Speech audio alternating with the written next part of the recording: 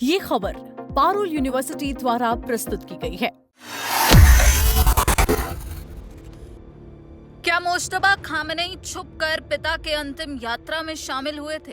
Ayatollah Ali Khamenei के जनाजे में नकाबपोश व्यक्ति कौन था? इस राज पर से अब पर्दा उठ गया है।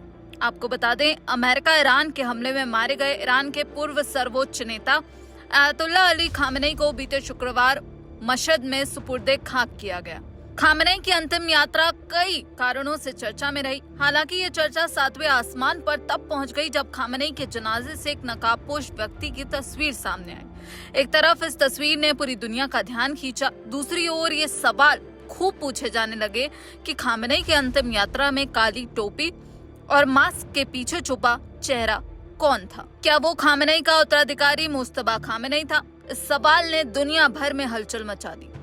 इस पूरे मामले को ऐसे समझिए कि जनाजे की पहली लाइन में एक शख्स काले रंग का फेस मास्क और काली बेसबॉल कैप यानी टोपी पहने बैठा दिखाई दिया।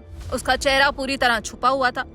इस तस्वीर के सामने आने के साथ ही पूरी दुनिया में कयास लगाए जा रहे थे कि ये शख्स खामेनेई का बेटा मुश्तबा खामेनेई है, जो कि उनका उत्तराधिकारी माना जा रहा है। लेकिन अब इस रहस्य से पर्दा उठ गया है। ईरानी मीडिया आउटलेट ईरान इंटरनेशनल ने दावा किया है कि वो शख्स कोई और नहीं बल्कि खामेनेई का सबसे बड़ा पोता मोहम्मद जवाद खामेनेई था। अब सवाल उठ रहा है कि आखिर चेहरा छुपाने की वजह क्या थी? रिपोर्ट्स के मुताबिक इसी साल 28 फरवरी को अमेरिका इजराइल ने ईरान पर हवाई हमले किए थे, जिसमें सुप्रीम लीडर अली खामेनेई की मौत हो गई थी। इस हमले के वक्त उनका पोता मोहम्मद जवाद भी वहीं मौजूद था। इस हवाई हमले में मोहम्मद जवाद का चेहरा बुरी तरह झुलस गया था और उन्हें गंभीर चोटें आई थी। चेहरे के इन्हीं जख्मों को छिपाने के लिए वो जनाजे में काला मास्क और टोपी पहनकर पहुंचे थे। जवाद खामेनेई के सबसे बड़े बेटे मुश्तबा खामेनेई के बेटे हैं। इधर खामेनेई के बाद ईरान की कमान संभालने की रेस में सबसे आगे चल रहे उनके बेटे मुश्तबा खामेनेई को लेकर भी कई बड़ी बातें सामने आई हैं। अमेरिकी खुफिया एजेंसी के हवाले से न्यूयॉर्क पोस्ट ने बताया कि मुश्तबा भी उस हवाई हमले में गंभीर रूप से घायल हो गए थे और उनका चेहरा भी बिगड़ गया है। रिपोर्ट में दावा किया गया कि हमले के वक्त मुश्तबा अपने पिता के घर के अंदर ही थे, लेकिन वो दूसरे कमरे में होने के कारण बच गए। साइप्रस में ईरान के राजदूत ने बताया था कि मुश्तबा के हाथ, पैर और बाजू में गंभीर चोटें आई थी, जिसके बाद उनका अस्पताल में इलाज चल रहा था। हमले के बाद से मुश्तबा ना तो कभी जनता के सामने आए हैं और ना ही कोई भाषण दिया है।